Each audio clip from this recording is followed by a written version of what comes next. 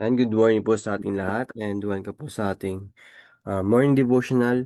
At ngayon pong umaga ay pangunahan po tayo ni Sister Angela sa kanya pong um, sa ating pong devotional. And bago po yan ay magkakaroon po tayo ng opening song and opening prayer po ni Sister Sam. At mapapanggan na po natin si Sister Angela. And after po yan is closing song at closing prayer po ng ating speaker. So ngayon po ay tayo na po ay dumako na sa ating opening song.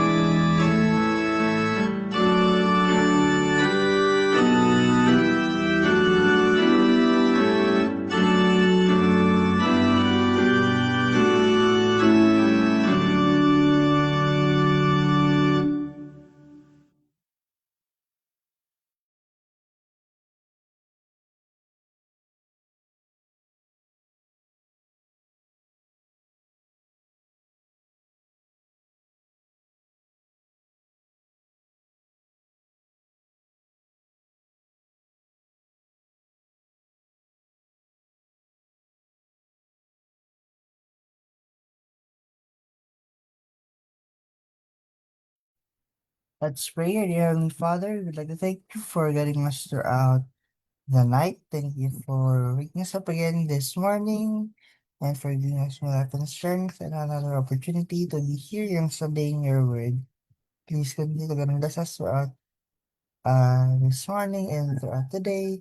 Help us understand the message that we will be hearing and help us apply it into our hearts and minds and show it in our daily lives so that we become good examples of the people around us and become the children that we like us to be. Thank you for always hearing us for prayers. In Jesus' name we pray. Amen.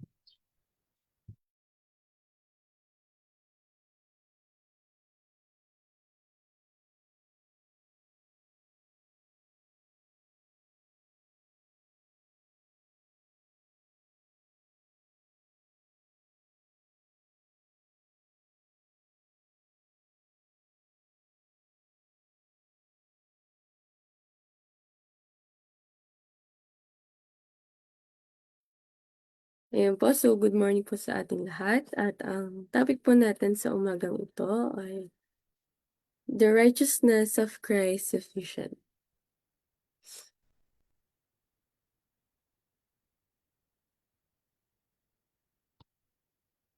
Sabi po sa Romans 3 verse 21 to 22, but now the righteousness of God without the law is manifested, being witnessed by the law and the prophets, even the righteousness of God, which is by faith of Jesus Christ unto all upon all them that believe, for there is no difference.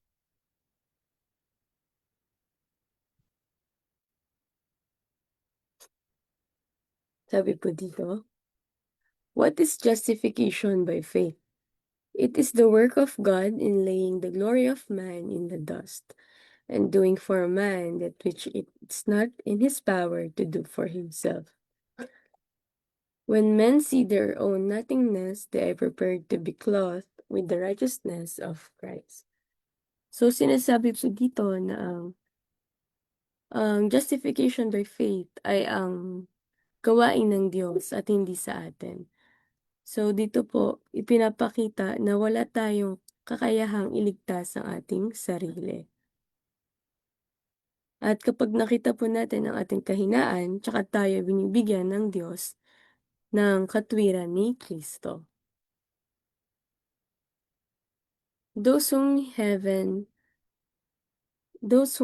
recognizes as holy ones are the last to parade their own goodness. So, sinasabi po dito na ang mga kinikilala ng langit na banal ay hindi sila proud or hindi nagyayabang ng kanilang sariling kabutihan.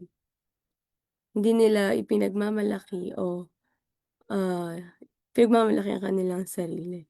At ang tunay nga na kabanalan ay ang mapagkumbaba at nakatuon sa Diyos at hindi sa sarili. So, magpapatuloy, sabi dito, the Apostle Peter became a faithful minister of Christ, and he was greatly honored with divine light and power. He had active part in the upbuilding of Christ's church. But Peter never forgot the fearful experience of his humiliation. His sin was forgiven, yet well he knew that for the weakness of character which had caused his fall, only the grace of Christ could avail. He found in himself nothing in which to glory.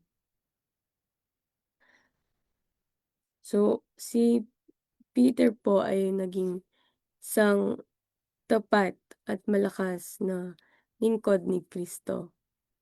Pero hindi niya kinalimutan yung kanyang past failure o yung kanyang pagkakamali noon.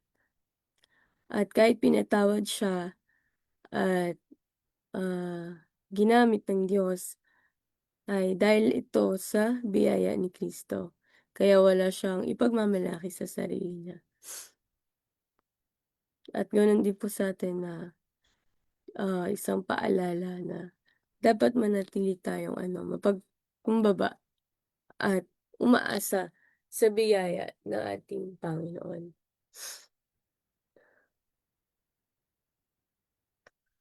None of the apostles or prophets ever claimed to be without sin.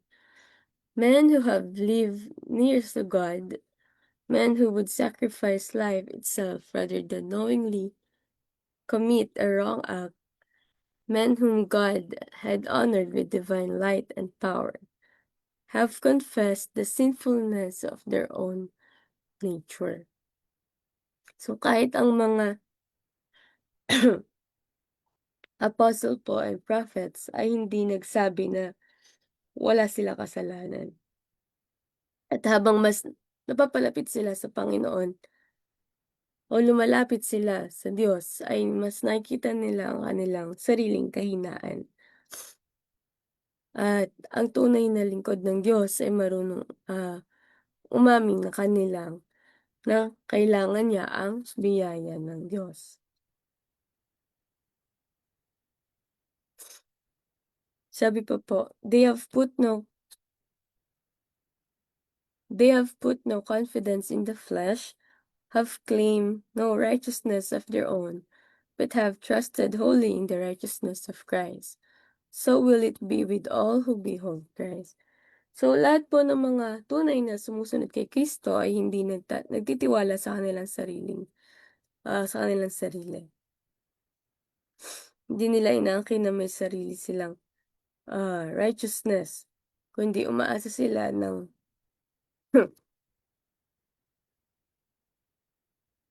buo sa katwiran ni Kristo. At ganoon din po ang mangyayari sa lahat na tunay na tumitingin kay Kristo.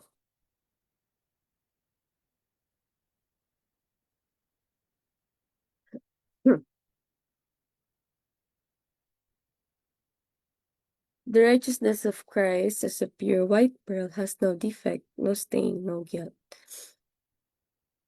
This righteousness may be ours, salvation with its blood bought, inestimable treasures, is the pearl of great price. So, ang sinasabi po dito na ang katwiran ni Kristo ay perfect. So, pure at walang kapintasan. So, paano daw po itong isang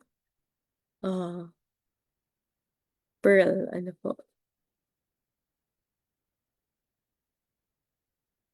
So, nagiging atin ito kapag tinanggap natin ang kaligtasan. Yung kaligtasan na binili niya para sa atin. So, parang maaari nating tanggapin ang perpektong katwiran ni Kristo at magkaroon ng tunay na kaligtasan sa pamagitan niya.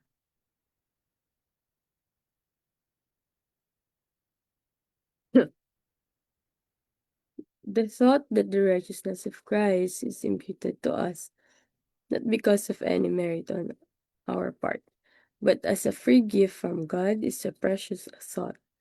The enemy of God and man is not willing that this truth should be clearly presented, for he knows that if the people received it fully, his power will be broken. So, ang katwiran ni Kristo ay ibinibigay sa atin ng libre, hindi dahil sa deserve natin ito. Kung hindi, ang katotohanan ay isang makapangyarihan. Dahil ipinapakita na ang kaligtasan ay galing sa Diyos at hindi po sa ating mga sarili or sariling effort. Kaya ayaw po ng kaaway na lubos itong maunawaan ng mga tao. At kailangan nating tanggapin at panghawakan ang katotohanan ito dahil dito natin makikita ang tunay na kaligtasan kay Kristo. So, ayun po ang ating devotional na ang katwiran ni Kristo ay perfect at libre po nating natatanggap at hindi po natin ito kayang i-earn sa pamamagitan natin mga sariling gawa. Kung hindi ito ay ating tinanggap sa pamamagitan ng ating pananampalataya. Kaya po kung tayo ay fully na magde-depend kay Kristo, ay ma-experience po natin ang tunay na kaligtasan at ang kapayapaan ng Diyos. So, hanggang dito na lang po at magandang umaga po sa ating lahat.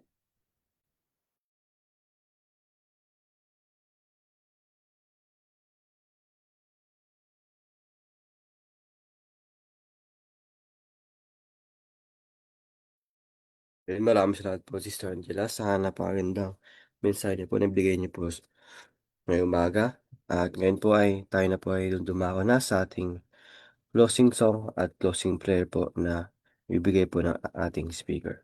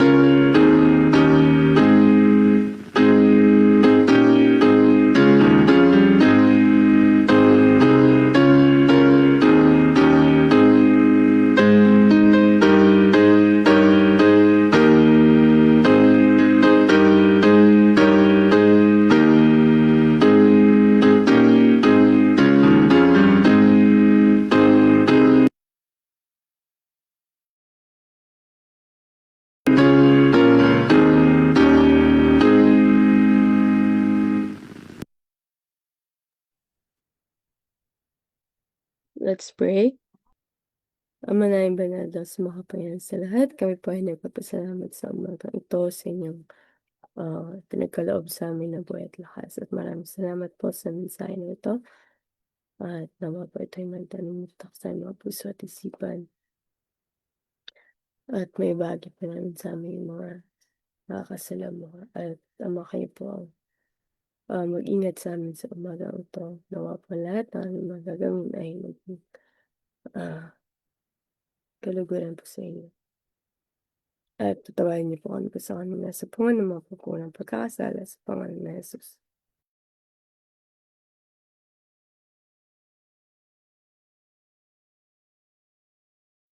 Yan, thank you po sa panguna po sa ating devotional Sister Angela. And maraming salamat din po sa ating mga kasama sa Zoom at sa mga nanonood po sa Facebook Live.